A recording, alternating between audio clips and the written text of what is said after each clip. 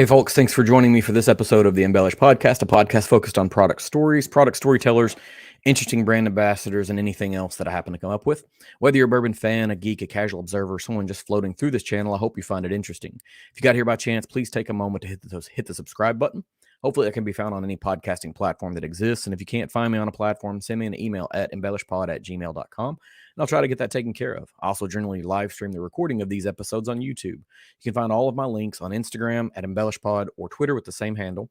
I have a website. It is www.embellishpod.com. It's a place to pick up these links, episode details, and more. Today is Sunday, December the 18th, and we're talking with David Jennings. And if you don't know who David Jennings is, you may know who Rare Bird 101 is. And if you don't know that, then you're probably not here, because most everybody that's going to hop on and listen to this is going to have a good idea who you are. But for anyone who might be new, who might have no idea of who David Jennings or Rare Bird 101 or maybe the most renowned turkey expert in the industry right now, just kind of give me a couple minutes on who you are, David. Okay, well, I'm definitely no whiskey expert. That's Jimmy and Eddie, but I am Wild Turkey's probably their biggest fan, maybe second to a buddy of mine, David James, who's been a turkey fan a lot longer than I have. But anyway, I started writing about Wild Turkey back in 2016 after getting into whiskey a couple years before that, and have a blog called Rare Bird 101. Didn't start on a blog. I started writing reviews for Reddit and did a lot of turkey reviews and figured I probably ought to have a place to archive them. Never thought it would take off into what it has. In around 2018 or so, I started thinking about doing a book, and by 2019, I was pretty much rolling forward with it pretty quickly. And in 2020, that was released, and that was called American Spirit. That's my first book. And then a couple of years later, I did another book called Wild Turkey Musings, and it's out now. It's my latest. It's basically a compilation of the best of my blog for the first 5 years of my blog. It's like a celebration, my 5th year anniversary. So I went through and picked through about 300,000 words or more and tried to find the best articles and reviews and posts about various things and put them into a compilation that made sense. It sounded easy. It was a lot harder than I thought it would be. And then I added, of course, my author's notes to that, and all new photography, and thanks to the help of a very generous group of folks on Kickstarter. So anyway, the official release date is February, but it's out now. Actually, if you just order it from my publisher, it's on pre-sale. But I've talked to them about just and told them just go ahead and mail them, because I want folks to have them now. So, but that's a little bit about kind of where I started and where I'm at now. So I've I kind of give you a little bit of background here. I started this podcast a couple of years ago, and the first year, my ultimate goal was to have interviews, to be able to talk to people like you, authors, brand type folks, whatever, because that's where the interesting conversations happen. But I wanted to, okay, I'm going to do a year where I'm going to do research, and I'm going to make sure that this is a hobby that I'm going to keep up with, so I don't waste anybody's time once I get to the interviews. And so I spent a little bit of time going out and buying books, so that way, because I'm old enough that when I do research, I need a physical copy. Now, I'll still do a ton of internet research, listen to podcasts or whatever else. And so your first book is, one of the first things that I picked up, American Spirit. Awesome. I pick it up. It's a thing that I can go back to and I can refer to if I'm talking about wild turkey for anything. And so whenever Wild Turkey Musings kind of became a thing within Kickstarter, I was like, immediately, I know that I need to get in early on this so I can have a copy of it, be able to kind of refer back to it as well. I still do a lot of those things, but I'm old enough. I had a blog. I've had several blogs, right? And it was around the time frame that not everyone, some people were starting to make careers out of blogs, and I wanted to be like that kind of person. But I found like I'm a terrible writer. I'm all right with the spoken word, but I'm not very good at writing. But you, on the other hand, sort of like there's a specific talent here, and I think, and this is going to be part of the question, but I think the reason is that you're passionate about the particular topic that you're writing about, and that sort of shows through. And Wild Turkey happens to be that. And so, why Wild Turkey? Of all the brands that could exist out there, like, why was Wild Turkey the one? Well, before I answer that, thank you for supporting, uh, my writing through purchasing books and Kickstarter and having me on your podcast. So thank you. Um, yeah, it is about passion. I never really wanted to be a writer for a living. I always enjoyed writing music. Like for years, I was a songwriter, and I really enjoyed the lyrical part of that. And I felt like I was an okay writer in school, but outside of crafting some long emails, I didn't really use it in my employment that often. I worked in the insurance industry for a bank for 24 years. So it was a nice outlet to have this side hobby where I could, you know, write about whiskey and just kind of explore that kind of creative, aspect of my life through writing. And then it turned into a full time gig over time, and I never really expected that to happen, but it did. And if I really feel like if you are passionate about something and you put 110% into that, you know, who knows where it'll go, but at the very least, it'll make you happy, and people will realize that, and they'll appreciate it more, because they Mhm. know that you're just not churning something out just to do it. Um, I could not do, there's a lot of folks that write very well for various whiskey publications online and in print. I couldn't do what they do because they have to like be able to do that every week or month for a new brand. And I'm guessing, I could be wrong, but I'm guessing that not every single piece is something they're very interested in, Yep. maybe mildly interested in or curious about. But and I would find it very hard to have that type of writing job, and my hat goes off to them for being able to do that. Because I have to kind of be in a zone when I write, and it has to be something I like to feel. And if I sit there and just peg it out on the keyboard, it just doesn't feel right. Sometimes I do that Mhm. anyway because I do think that you can get out of practice. And I read something years ago that Stephen King had said or written about making sure that you write every day, Mhm.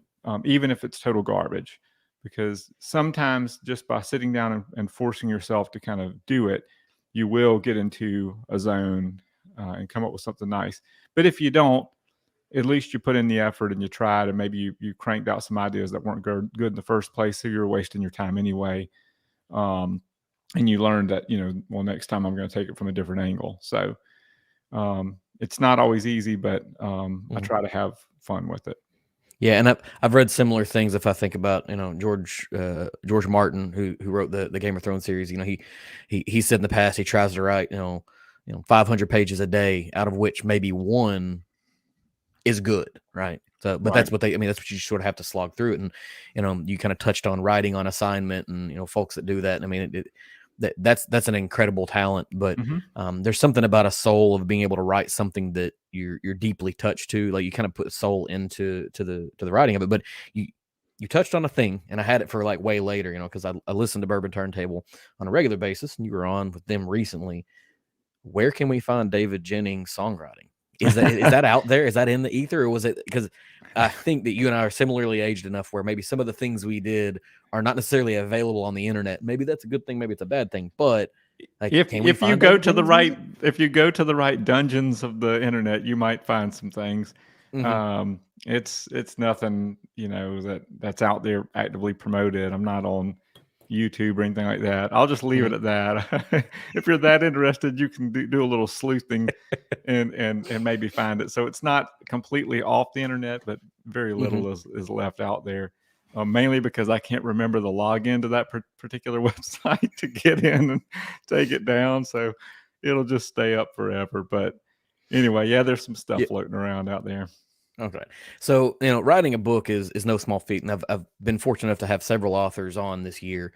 And being an author of a book, being part of a production of a book, I've got a friend that's written before, and depending upon kind of where you are on the scale of how involved you are in the production of it, you may be a huge part of design and layout, you may not be any part of it. Like, how much of this was you? Like, you obviously did the writing, but were you in like helping with the design and layout of the pages? Because Yep.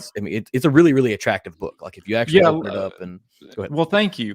Yes, very actively involved. Because my publisher, which is a imprint of Amplify, it's Mascot Books. It's a hybrid publisher, and so even though they use the same printing, houses and distribution companies that your big publishers do, it's not a traditional publishing agreement. So my rights aren't signed away. On the flip side of that is, I have to cover the expenses of the design and the printing, which thankfully things like Kickstarter helped with tremendously. So I have a luxury there of having a group of dedicated readers to help me make that dream come true. So I used the designer who designed the first book no longer worked for that publisher, and I wanted him anyway. So I basically said, look, I got to have Ricky. And so I worked with Ricky for many, many months, tweaking the design before we got it to the publisher. Well, the publisher already had the manuscript, and we were working that side of it, but the design was being done with Ricky, and it was. And I mean, there's other people involved as well. Victor Sizemore took all the photographs, did an amazing job. Connor Query did some paintings, watercolor paintings of the various campuses of Wild Turkey, which had come from some photographs that Bo Garrett had. Bo, who works there at Wild Turkey. But I told Ricky I wanted it to because there was this pirate book that my wife and I used to read to my son, and it had this look to it where it was like a journal kind of, and it kind of was real interactive and made you feel like you were kind of in this mystery. And I told Ricky, I said, I want it to look like a pirate book, but not look like a pirate book. Like I want it to have that kind of aesthetic, but I don't want someone to look at it and go like, that looks like a pirate book. So it has that kind of pirate book journal kind of look, but without anything like super screaming out like this is, any type of maritime thing. So anyway, that's where the look of it comes from. But yes, there was a lot of back and forth with Ricky. But the good news is that I really like working with Ricky as a designer because he if I explain something to him, he understands what I mean. And we don't have to kind of wrestle with ideas very often. It's like we kind of come to things pretty quickly, and we can shoot each other down pretty quickly too if something doesn't look right or whatever, and no one gets offended. So he does a very good job of communicating as well as designing. And the photography, I told Vic, I wanted something a little bit different than the first book. So the first book, we had to have a lot of shots that were kind of like catalog shots where we're trying to display each expression so people get an idea. And on this one, I told him, go a little bit more artsy. Don't be afraid of, do something different that you wouldn't necessarily do with American Spirit. And I thought he captured that really well. A lot of close-ups of the glass and the corks and just different environments outdoors and in like hotel rooms where it's kind of dim lighting and just a lot of artistic shots that helped go hand in hand with that kind of informal look of the book itself. You said pirate book, and after you said that, I had to reach over. I have it on the table that's right next to me here. I had to pick it up and look at it, right? And exactly, if I look at this and I look at the interior of it, right, and it's not going to pick up great, but like the way the text is, the way everything kind of works across the screen or across the page there. Congratulations, perfect. Like this is it, and it is an incredibly interactive book. Because you have the posts that you've done, but you also have commentary. And one of the things that I sort of caught right off the bat, and you've been around the internet long enough to know that the internet absolutely loves lists, right? Yep. If you make a video about lists, you make a post about lists, it's going to skyrocket. Yep. That's and I hate doing lists because it's just my list or whatever. But the first post that you put in this book, right? It references a list, but you've got a little commentary here, kind of about whatever it is. Like, was that intentional, or was it just one of those things that sort of happened as a circumstance, but it does kind of um, match that known behavior of internet types? Well, the list just come from creating blog content over the Hmm. years. That idea about Russell's, um, I don't remember exactly how it came to me. I do remember writing it in like my car was getting some work done, and I Hmm. remember doing that in Aiken, South Carolina, which was close to where I worked, and the list just kind of come like, well, you've got end of the year best of lists that that's just kind of comes with the territory.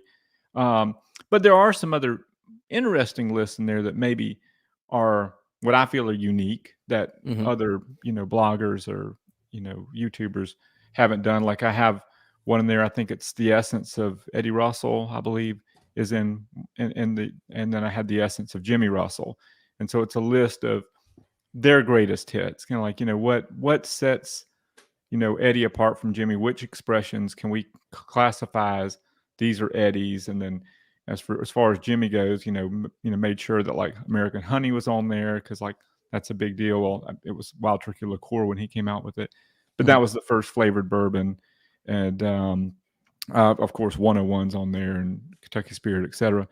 But it kind of comes with the territory, like you said, with having lists. But I don't try to, I don't think of it like when I'm, coming up with ideas. I don't think, well, is this going to get a lot of readers? It's more like it's got to be something that I'm going to enjoy. So, I try to when I do list pieces, I try to make sure that they're list pieces that I'm going to enjoy. And there's some areas in the book where you can make your own list. So there Hmm. was a whole, kind of thing to try to have some interactive elements in the book, like where you can fill in a thing where your own blends, or with your bunker, or what is it, whiskey time capsule, I think is Hmm. the piece where you can kind of make a list of which whiskeys you would set aside. um the whole point of that was kind of to have some interactivity. What I really wanted to do, which I didn't have a lot of time to plan out this element on the tech side, so it just we changed our mind. But originally I was going to have it where there's like a QR code or something on the list where you could take a picture with your phone after you did your list or something, Hmm. and it would notify me and I could share it on social media or something like that. But there was a whole back end piece that has nothing to do with writing or Wild Turkey that I'm very unfamiliar with, so I didn't go down that hole like I originally thought I would. But Yeah, and when I say I'm going to amend sort of my question slash statement. When I say I don't like lists, I don't like making lists myself because I don't ever feel like I don't have the authority to give anybody a list of what should and should not be good. But if I'm going looking for lists, there are people that I absolutely am going to hone in. And if I'm thinking about Wild Turkey, obviously you're going to be at the top of oh well, the thank you. list of people you would think about.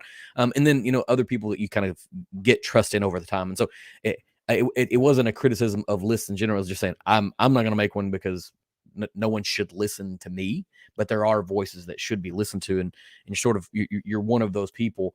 Um, I love this idea of the bunker thing and the blend your own. Those are Yeah.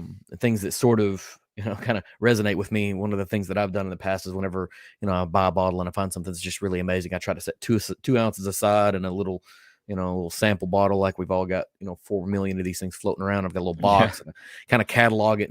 Maybe in 10 or 15 years, I'm not going to save the entire bottle. I've got this Wild Turkey Father and Son 13 year, right?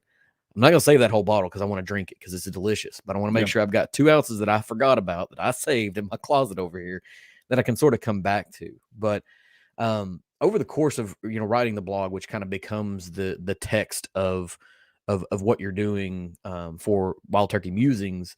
There's this part in here where you talk about when Campari, I'm going to say it wrong there, reaches out to you in 2018. There's sort of a feel like, did you have a feeling when they reach out to you in 2018 that you're like, all right, like here it is, I've hit something? Well, I certainly, had a sense of pride.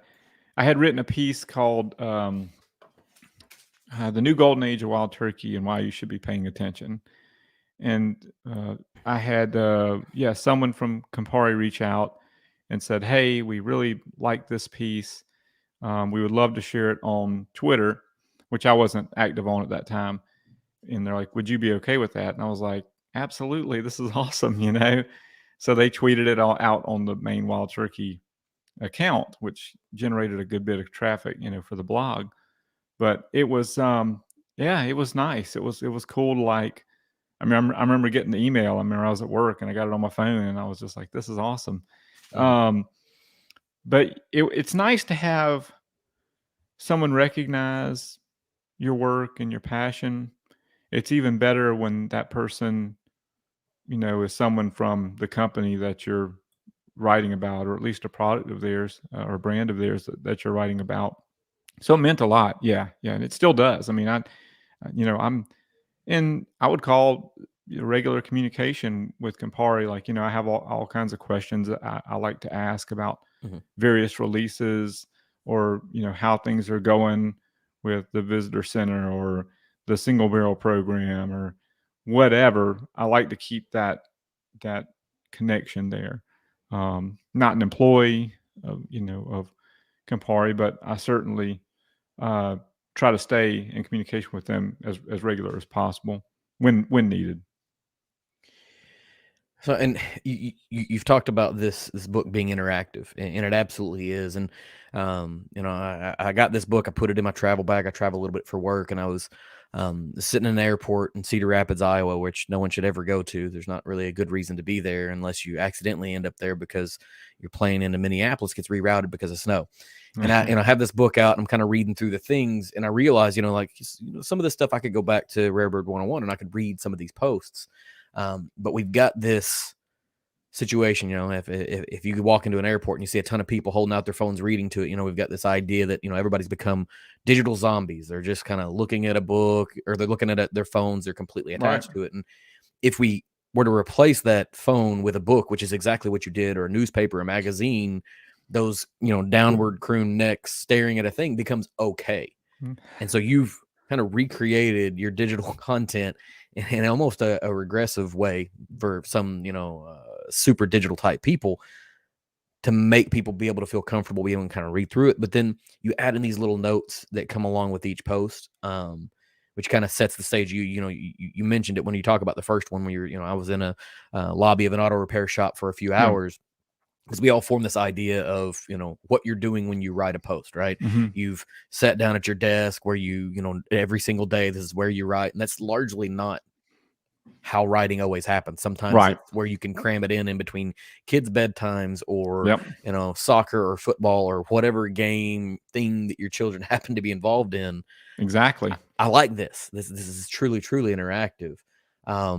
What, I guess, what brought that idea into your head, or is that just something you knew you wanted to do for a long time? Well, so I mean, I knew that the anniversary of the blog was coming, and I had thought about things that I could do, and of course, like on the top of my head was like, okay, picking a barrel, like pick a 5th anniversary barrel and make this big deal about it and see if I can get something special. And uh, the thing is that's not very easy to do, because things don't always time out the way you want them to. So you could pick a barrel with plenty of time, but it may not be bottled in time. You that's out of your control. And then only so many to go around. So you pick a barrel, you get 150 bottles or whatever, and it's like, who's going to get them? And then that's it, you know. So I was thinking, well, how can I have like a anniversary thing and make it kind of cool for everybody? And I'm a big fan of Chuck Cowdery, as you might have read in the book. And he has a couple books that, in a lot of ways, are compilations of some of his blog posts and articles that he's written for the Bourbon Country Reader. And I thought that was really cool. I was like, oh, this is kind of neat, because, you know, I've read this before. I was reading the book and I'm like, I've read this before. I think this was on his blog, and I went and looked it up. I'm like, it is. Okay. And I was like, okay, so I'm going to do this. I'm going to go and find my favorite posts. And I was just going to take them down to the local printer and just kind of just do something really simple. Like, you know, it looked kind of nice. Like I wasn't shooting to do like a real deal book. and I was going to see like if I could get something done where it was kind of like a compilation, and maybe make it where it was like, $10 a copy or something like that, where it was just a little bit more, not homemade, but not quite the level of a genuine book publication. And the more I started working on it, I'm like, I'm putting a lot into this, And then I was like, you know what? I'm going to just see if anybody is interested in making this a real book. And so I talked to a few people, and they're like, yeah, if you do the Kickstarter thing, I'll definitely contribute. And I'm like, even if it's like a compilation thing, and they're like, no, I'd love to see what you do with that. So I put it up there, and I raised more for the second one than I did the first one, and a lot of it is published content and stuff that's already out there.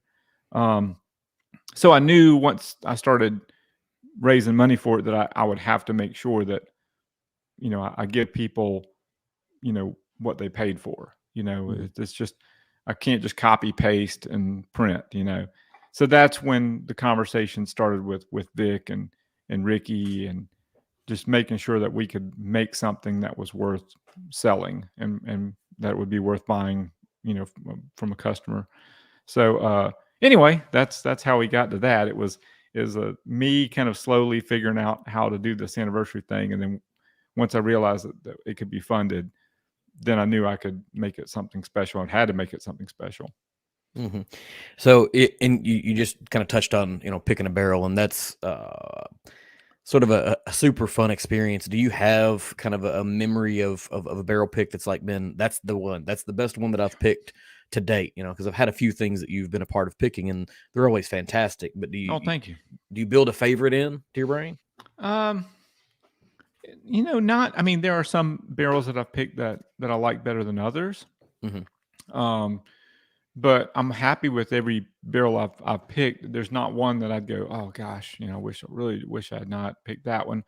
Some of them were picked under certain circumstances, which weren't ideal. Like when COVID was happening, I had to pick barrels from home via samples, and that's not as fun, especially when you're limited to the number of samples and you just kind of have to do the best you can. I did get the best Kentucky Spirit I've ever picked out of it. Which is one of my favorite barrels, as far as profile goes, that I've ever done.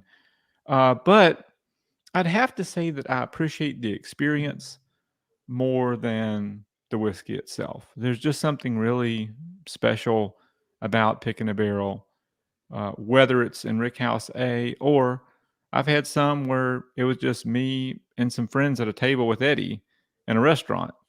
And those can be equally as fun. You don't have to have that, experience of being in the rick house to have a good time doing a barrel pick. So as far as a favorite goes, nothing, you can't ever have a first again. Like once you do your first, that's your first forever. So the first turkey barrel pick I did was me and a gentleman named Adam Howard, who managed a local store here, and Eddie Russell, along with Amy McClam, who's the South Carolina representative for Campari, and my dad, who was my designated driver. And but it was just us in this country club, and me and Adam and Eddie just sat there and tasted a bunch of whiskey and talked about it, and he answered a bunch of questions that we had, and we drank cheesy gold foil when we got done. And it's hard to like that first experience. I mean, I was a nervous wreck going in. I'd met Eddie before, but I had never done a barrel pick. And I felt like there was a lot of pressure on me to like pick the best turkey. And, thankfully Eddie really helped guide that one. Honestly, I was so dumbstruck and like just kind of overwhelmed because it was like my first barrel pick, and I was thinking too hard. I wasn't just going with my gut. And, Eddie kind of, alluded that there was this one that he really thought was special, and he wanted me to taste it again. And he was right. And that became my first barrel, which was one in a century. So I was glad that he was there to kind of nudge me along on that one. And then it's hard to beat that first experience. So in 2019, I went to the distillery and did a barrel pick on site, my first on-site barrel pick there at Wild Turkey. And it was magical. And every time I go and do a barrel pick at Turkey, it's magical. Mm-hmm. But that first time was just really unique. It was, Eddie was it was at the Rick House. Eddie was there, Bruce was there, Joanne was there, and I had about 10 of my patrons, and we just had a blast. And Victor was there taking pictures, and then Jimmy was back at the visitor center, and so it was just I spent the day with Eddie sipping whiskey, and then with Jimmy just talking about wild turkey for a couple of hours or at least an hour, and it was just a magical day. So it's hard. It's hard to you can't have those firsts over again. So Yeah, you can't separate the nostalgia from the final output at that point, and well, it just was just so exciting because yeah. what's going to happen? What is this going to? Everything's new. So Mm-hmm. when I go on a barrel pick now, I'm kind of used to the formula. I'm kind of used to what we're going to do and everything. Doesn't make it any less special because you're Right. tasting new whiskey every time, and Bruce is leading a lot of the barrel selection processes now, and he has his own rhythm that's different than Eddie, and it's each time is special and fun. And then in March of this year, did a barrel pick at Turkey, and they were closed. So Jimmy had to meet us at the gates and unlock the gates for us to get into the Rick houses. And then Denny Potter and Jane Mm-hmm. Bowie from Maker's Mark, well, formerly from Maker's Mark, Yep. they were with Maker's Mark at the time. They came along with me to do the barrel pick, along with Trevor from Makers and Pablo Moy from Rare Character and Ryan from Justice House of Bourbon and several of my friends and Patreon supporters. It was awesome, and just I could pretty much name every barrel pick I've ever done and say it was Mm-hmm. awesome. So hard to But pick a favorite. you, The first just stand out because they were magical being that right. first. You know. You don't want to make a bad pick, and you touched on being able to drink cheesy gold foil, and we all know that the world of Dusty Turkey is sort of kind of blowing up, Oh yeah. but kind of backing up from the idea of I'm going to ask about that a little bit later, but this is gonna be a weird question. It's gonna be long and winding, and we'll get to the end of it, I promise. So, Okay. you may know this, but hopefully somebody who's watching doesn't know this or listening. Plato had this concept called the realm of forms, right? And basically the idea of the realm of forms was that everything that exists has kind of a perfect version of it that's not necessarily visible in the physical world. And everything that we see just sort of mimics it. And so we have this idea in our brain. And if you think about, tastes or whatever, the idea of banana to me is different than the idea of banana to you, because I could be the actual banana and you could be artificial banana flavoring or banana runts or banana pudding Right. or some other thing, right? They're all sort of varied.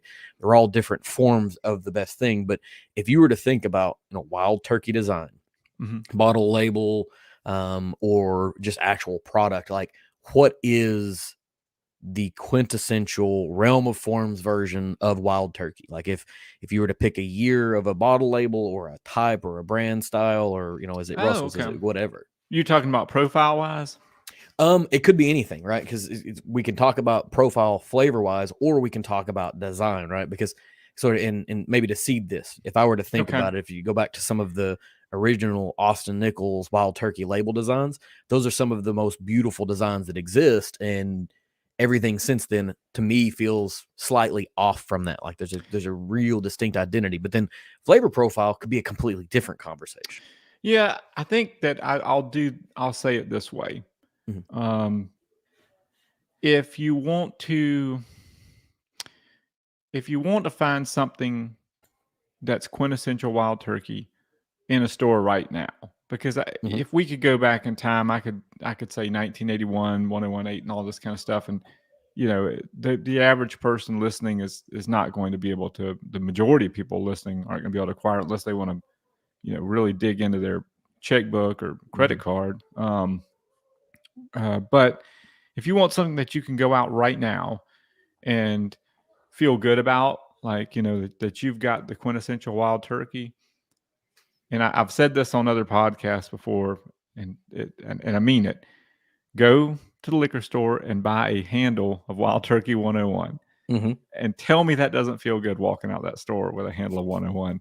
There's just something about a big ass bottle of Wild Turkey 101 and walking out with it. It just feels Mhm. good, and it's just that classic turkey profile. Well, it's a modern take on the classic turkey profile. But it's 101 proof and 6 to 8 years roughly, and it's just that profile that Jimmy has wanted people to enjoy for years. Of course, there's always variants, and I know that what you taste from the 80s or 90s isn't going to taste like what we taste now, but it's like I think this is even in the book when I think there's a chapter called "What's a Dusty," and I talk about this, like what makes dusty whiskey, Mm-hmm. and you can people. I've actually seen people, and unfortunately use this word and call Jimmy like a liar for saying that nothing has changed, Mm-hmm. and you know Jimmy is right. In his mind, nothing has changed. Like he views the making of wild turkey uh, the same. Just because the facilities change or the equipment changes doesn't mean that they're making something different. Mm-hmm. Um, and I think I liken it to a chef, where you could put a chef in one kitchen and give him a different set of tools and pans and stove and ingredients, and say, make me this, and he's going to make it, and then go to a different place with a whole different setup and everything, and then say, make me the same thing. He's going to, in his head, he's making it the same way, even though he's using different tools or equipment to do that. So I guess if I wrap up this question in the, to just try to make it as condensed as possible, just get a bottle of 101. A Mm-hmm. bottle of Wild Turkey 101 is just, to me, that's quintessential turkey. And I love that 101 is in this resurgence because I know in 2000, 2001, 2002 when in 2001 when I first had my first drink of anything that was alcohol related, because I was 21 years old. I'd never had anything before in my life. Wow. That would have been illegal. That would have been illegal. If you follow what I'm I saying. believe you. Wild Turkey had a completely different reputation than it does right now, and I credit some of that to people like you, where you've kind of taken this thing and saying, okay, look, there's a little more to it than what we remember as 20, 21, 17, 16, 19, 8-year-old kids kind of, just exploring a specific thing. And it is a shame for someone to kind of look at somebody and say, okay, well, everything is different. And the reality is even if you run back for 30 years, everything is blends for a reason, because every barrel can come out completely different. Like there's this whole process that goes into blending whiskey. It would be a lot easier for them to just roll up the next barrel and bottle it, and roll down the next barrel and bottle it. Well, they have to blend, because even if you use the exact same equipment in the exact same building and put it into the same concept of barrels, what comes out the other end may be different. And that's why you have to blend back to a true sense. And so, Right. I agree with what he's saying. Is like, nothing's changed, because they understand the profile that they're trying to chase. They understand what they're after, and they're going to do their dead level best. And well, it's just it's difficult. In his head, I would imagine that Bill Hughes taught him a certain way, and in his head he understands that, and there's boundaries and there's rules, and he stays within those boundaries and rules. That's how he makes his whiskey, and to him, that's the same. Our profile's different. Sure. I mean, every distillery out there. I mean, I've got 70s Beam. I've got 70s Maker's Mark. I mean, they don't taste like today's Makers. They don't taste like today's Beam.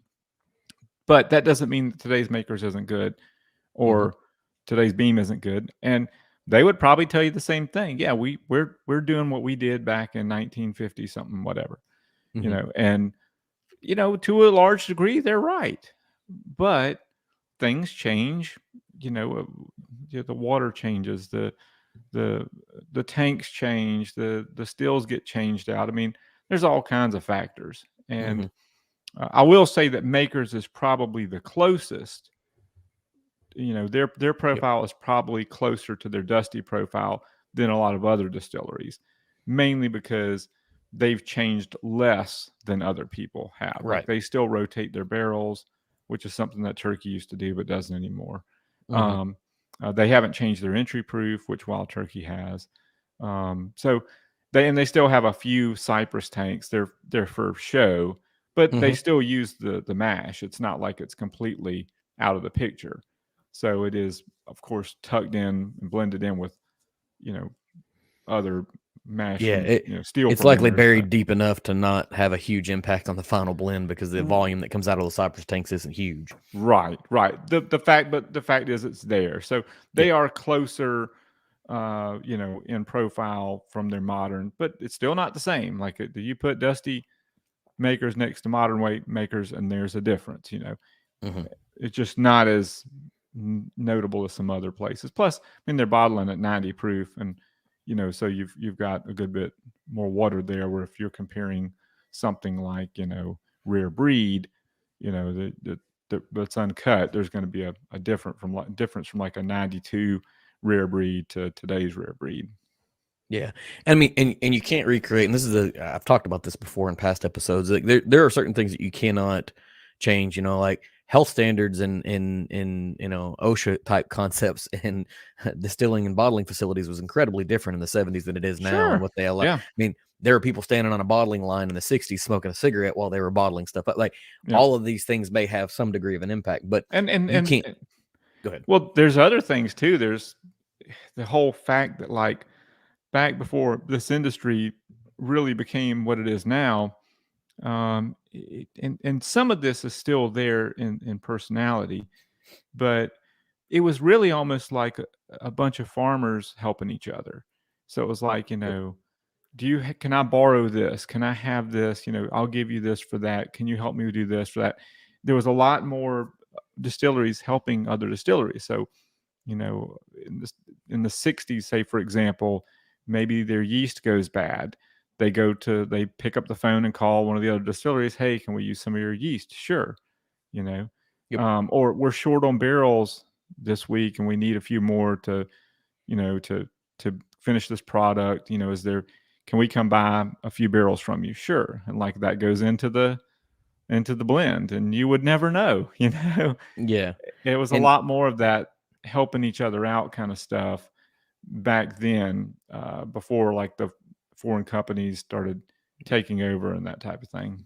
And it still feels like even in the tactical operations in Kentucky for a lot of these places, that sort of relationship still exists because you go to any type of a festival or any type of an event, and in other industries, a lot of the times those types of people don't interact. Competitors are not necessarily going to be friendly with each other. They'll acknowledge each other. They know the names, but they're not like, let's go have dinner after the event ends. Let's, share. I've got something cool here. You try that. Like you see more interaction that exists between these groups of people. But even if we think about that sharing, like the barrels that were being made 20 years ago were coming off of old growth trees, and you can't even find that anymore. Like that's not a thing. You're not having a 100-year-old tree, a 75-year-old tree Sure. going into making a barrel. So now you're one of the most foundational things that's going to impart a lot of flavor. It's changing as well.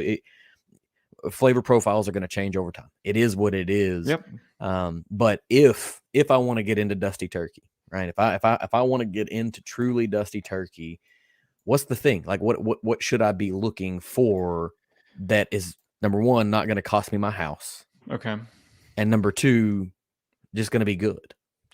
Oh, well, the tough part is that people are paying a lot more for bottles that, in my opinion, they shouldn't be paying that much for.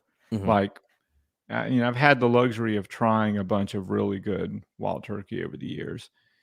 Some are better than others.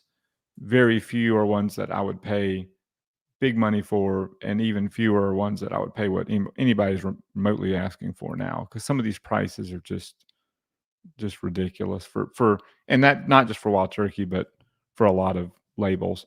Um, it's so hard to find this stuff now. Like, I mean, when I first got started, you could drive around and visit a bunch of small stores, and you might luck out and find some, Austin Nichols, label, Mhm. 101 from the 2000s. I found a good many of those, for a long time there, from 200 milliliters to liter bottles, uh, tons of those. You used to could get a lot of the travel retail stuff, like the travel retail tradition, fairly cheap, for being a 90s bottling. Even like when I first got started, like Cheesy Goldful was $2.50. So Mm-hmm. I mean, that just to give you some perspective, those were the days. Right. And even then, I was like, that was a lot of money. That was like really, but it felt worth it. Like Mm-hmm. like, um, And if you could go so back and put all of your retirement savings into those things and have them on hand now to sell to people, I the mean, thing is, though, I just that's the tough part. Really, yep. is and nothing against anyone that has to do that or feels like they need to. But I know there's opportunists out there that do it with the new releases, that kind of thing, which that irks me. But like Yep. I'm not I don't have anything against anyone that, like, if they have a Dusty collection and they sell it, whatever, and they put a lot of time curating that collection, whatever, that's awesome. I mean, you put a lot of time into getting those bottles. You should get your money's worth for them. That's not the same thing to me as the dude that like is stalking the liquor store distributor Mm-hmm. truck, following him from town to town. Legitimate speculative purchases, like they're Right, and then purchasing goes and with the cleans them intent. out and then sells them in his car a few minutes later. That's different. Yeah, this is why we end up standing out in the cold at whiskey lotteries in December as they try to hand out their allocated whiskeys, because if they put them out on the shelf, the first guy that rolls in that is a flipper is going to walk in and be like, all right, let me take all of these and I'm going to go hop on the internet. And Kentucky has this situation where we're now have the ability to purchase vintage spirits from retailers, right? They've Yep. passed a law. We've got these people that Sure. are in here, because the other side of the buying Dusties is it actually what's in the bottle? Like, did somebody counterfeit this? And that legitimately happens, specifically on the Right. higher end price stuff that's kind of out there. And it's a thing you want to find an old one. Like that's the I think if you look at people who collect whiskey, right? They start off, they want all the allocations, and then they kind of dip off and they're like, allocation doesn't matter as much anymore. I want to try a bunch of single barrels. I want to try something that is unique. They're different to the flavor profiles. And then you kind of work your way through that. And now you're like, all right, I want to taste what history was. I want to go back and I want to have these old things. And so it creates this market. Sure. But you hope you see them opened as opposed to just kind of sitting on people's shelves. Well, I mean, I think at some point in time, I mean, whiskey's made to be consumed, but even the Dusty that you're opening today wouldn't be there if somebody had opened it before. So there is kind of like a measure of you have to kind of think about it. You don't want to just go open them all, So there does need to be some restraint. But going back to your question about Dusties and counterfeit and this type of thing, that's why I support companies like Justin's House of Bourbon, because they actually have people that are hired, like Caroline, to do history on the bottles and brands, and to make sure that these bottles that they purchase from people and then resell are truly vintage and unmolested and authentic in every possible way. And she does a really great job at that. I had some conversations with her about how she does that, and she puts a lot of time into making sure that those are bottles that they have confidence in.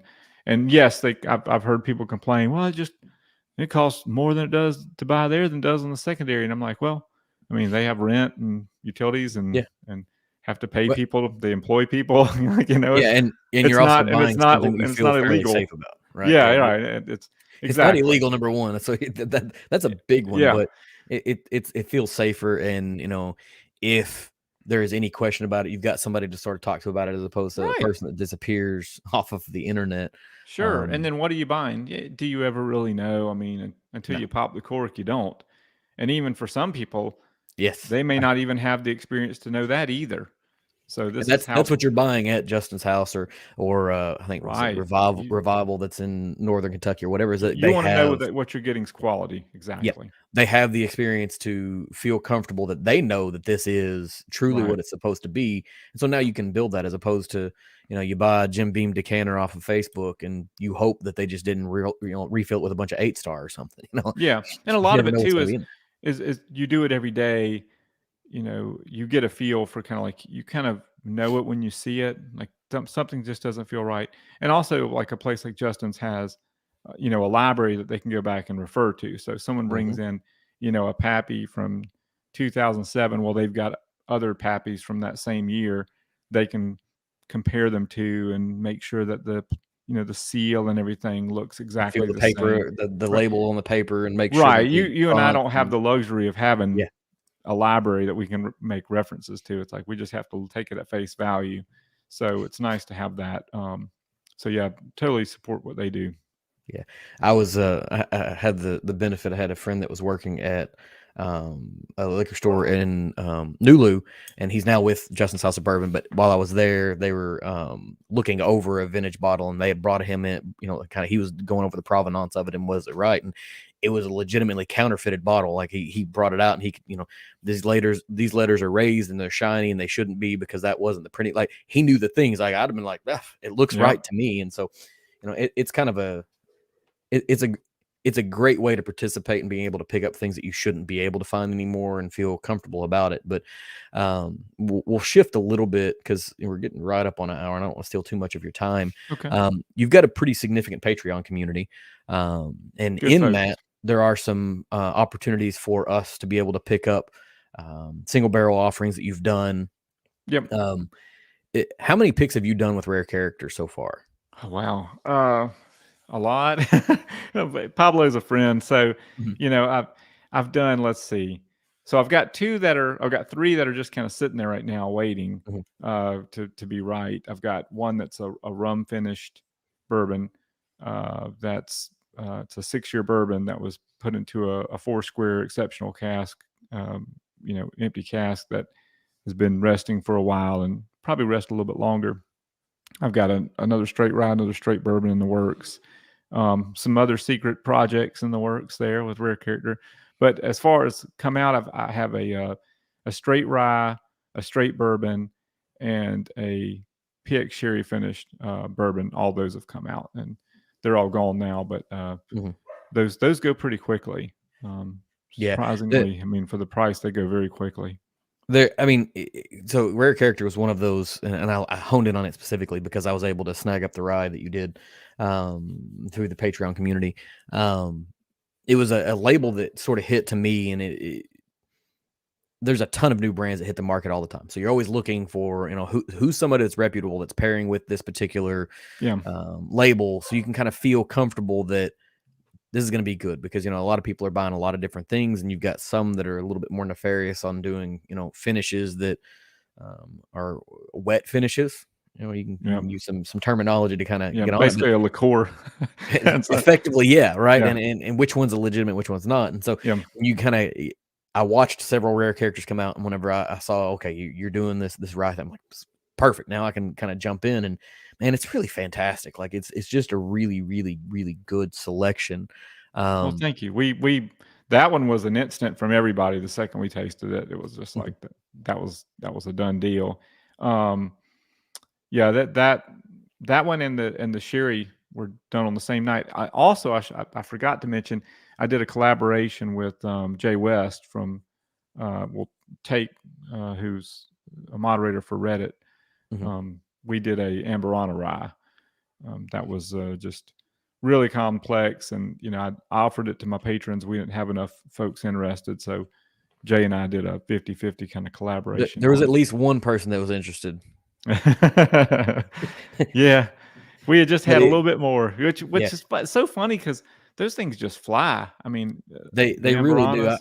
I have one sample bottle that somebody sent me of one because I haven't been able to pick one up locally, and every time it's an online thing, I usually try to scurry, and I'm the last one because just the way work happens. But since I had that one, I've been like, I have to have a bottle. I don't even, at this point, I'm borderline don't care who's doing the pick. I need it to be legit because that is, of the finishes that exist out there, it's one of the most unique that I've ever come across. Sure. The first time I did an Amberana pick was with Starlight. We did a cigar batch bourbon, and I had never, nosed anything like that before. And when we were there picking it that day, he actually, pulled the bung and passed the bung around, and that, it's like, whew, it wakes you up. It's a very pungent wood, Amberana. And in March, I visited Pablo's bottling facility at Bluegrass, Mhm. and he had some fresh Amburana barrels that had just come in from Brazil and not even been used yet. And he's like, "You've got to smell this." And he pulls the bung, and this sounds weird, but I put my nose in the bung hole, and it about knocked me out. I mean, it was Mhm. just overwhelming. The Amburana it really is. Whew, it's like sticking your face in a potpourri bowl or something. Mhm. So it was quite impressive. But I'm one of those that, like, I can't drink Amburana whiskey every day. Some Right. people just love the heck out of it, like they drink it like it's root beer. To me, it's such a crazy profile that it's a mood pour. So, Yeah. if I'm in the right mindset, I want something really flavorful like that, where it has that kind of root beer candy, licorice type of thing, then I'll go for it. Yeah, and you have to spend some time almost thinking about it, like whatever it comes out, and it's a mood pour for me as well. But it's one of those that I want to make sure I have, and that bottle, whatever Sure. Amburana that I have, will last forever because I'm not drinking. It's like I'm not drinking more than one or two in any Sure. given night because after a Yes. while, it's like, okay, I've beat up my Yes. palate at You this pretty point. much destroy your palate at that point. It's like a peated scotch. It's That's like what that I you, was. I you was kind gonna of say this is a commit to peated it. scotch. Yeah, you kind of This is the commit end of to the night that for the pour. day. And that was how I tasted the first time I had gone through, and I was tasting through a few things with some friends online, and I got to the end of the night, and I was like, oh, somebody had sent me this. I'm like, I pour a little bit out in a glass, and I went downstairs and I'm watching TV, and I took a drink. I was like, what the hell was that? Like, what did I just drink? Because I knew it was supposed to be different, but I didn't know how different it was going to Yeah, be. yeah. It's such a unique thing. So we're closing in on an hour. I want to give you another chance to kind of push out there. Where can we buy the book? Where can we Okay. do the Patreon to make sure that you're making the money you need to keep doing what you're doing? Oh, well, Because thank you. it's all valuable to us. Well, thanks. My blog is rarebird101.com. There's most of the time you're just going to find reviews and maybe some news or some stories about my travels to Kentucky. You can go to wildturkeybook.com to find more information about my 2 Wild Turkey books, and you can purchase them there through the links there. I'm on Instagram at rarebird101. I'm on Twitter at rbird101. And you can find me at Patreon at patreon.com/rarebird101. And I really appreciate the support of my readers, my Patreon supporters, my Kickstarter supporters, the past, everybody that's ever helped me, whether it's helped me, support the hosting of my blog via WordPress to pay to keep the ads off, or whether it's to help get a book printed, or, or buy a bottle to review. I appreciate everyone's help. I've had nothing but the most generous people from this community help me, and I only have good stories and good things to say, not any bad experiences, thankfully. That's awesome. That's awesome. Yep. I guess maybe one last question I have for you. You've got the book that's supposed to be out in February, but you can't get access to it now. Yep. Are you planning on like doing any book touring or book signing or being at events where people can be like, I can meet the guy, I can bring my book, I can get it signed? I'm my goal is, I go to Kentucky several times a year now that COVID's behind us, or thankfully, knock on wood. I visit Kentucky to do barrel picks throughout the year, and I do. Just started back. We had to cancel because of COVID, but had a Patreon gathering in the fall, a meetup, and I'm hoping to do those twice a year. So if you're a member of my Patreon community, I'll have meetups hopefully at least once a year, maybe twice a year. I would love to do like a book signing at the visitor center when they finish it up. I kind of had a brief conversation with Courtney there at the distillery about maybe doing something like that. So I would love to do a book signing there. I'm not really interested in doing book signings at like bookstores and stuff very much, just because I'm so niched that, especially locally, I'm in the Bible Belt, and whiskey's not something that a lot of people have a hobby of here, or at least not very vocal about it. So not that it would be a problem. I just don't think I'd get a lot of traffic. Right, foot traffic on a signing of a whiskey book in the buckle of the Bible Belt is going to be a little problematic. I understand that completely. Yeah, so that's probably not going to happen. But yeah, I would love to do something, at the distillery maybe. That'd be great. And then also, I'm looking forward to doing a revision of the first book soon. Maybe maybe let this year have a break here from the book thing, and then maybe next year have a revision of American Spirit in the works, because some things have changed, and we've got new expressions that have come out, and things have changed the distillery a little bit, and there's plenty to talk about. For sure. Obviously we're all going to look forward to a revision of it. I mean, if we're fans of the original book, we're a fan of Wild Turkey musings, we're a fan and a Rare Bird 101. We obviously are going to have the revisions as well. Cool. Absolutely. Thank you for hopping on here. Yeah, man. This is a thing that always sort of shocks me about the whiskey industry, is that everyone seems to be willing to kind of hop on regardless of, whatever your size or reach is. They just want to sit down and talk to some folks, and it's always super fun. You got anything else you ever need to publish, promote, deal with, whatever, there's always a platform here. Anytime anybody comes on, they're welcome back as many times as possible. You may get a few weird questions from time to time, because I try to not cover 100% of what everyone else is going to cover, but you still got to make sure you pay the bills too. Oh, well, yeah. And thank you. I really appreciate the opportunity. And if you do get any questions or comments on any of your blog sites or YouTube, and folks don't at me or tag me or whatever, feel free to shoot it to me and say, hey, this person had a question, and I'll jump on there and hopefully be able to answer that for them. For sure. I appreciate it. Like I said, so anybody who does come across this, obviously follow David on any social media platform, because if he's going to be around a place where you might have an opportunity to meet him, pick up a book, pick up a signature, you want to do that, it's going to likely end up on Instagram or Twitter or wherever you happen to be doing all the things. Yep. But the best way to know is just go to Patreon and give him a little bit of money every month. Make sure that he keeps producing the good stuff. Thank you. Cool. All right. Well, I'm gonna boot you off for a minute. I'm gonna hit my close. Like I said, I appreciate the time. It's Sunday afternoon. Usually that's reserved for family time, so I know the sacrifice that has to be given here, and I truly appreciate it. Hey, again, I can't say thanks enough for the opportunity, and I look forward to sharing this podcast with my supporters and followers on social media. So thank you, John. Appreciate it. Thank you, David. Thanks for tuning in for this offering from the Embellish Podcast. If you enjoyed this, please leave me a review on whatever platform that you're consuming this on. Leave a comment if possible. Hit me up on social media at Twitter or Instagram using Embellish Pod, and give me a follow so you can keep up with what's going on here. I can be found at www.embellishpod.com with all of my links, accounts, contact details, and more.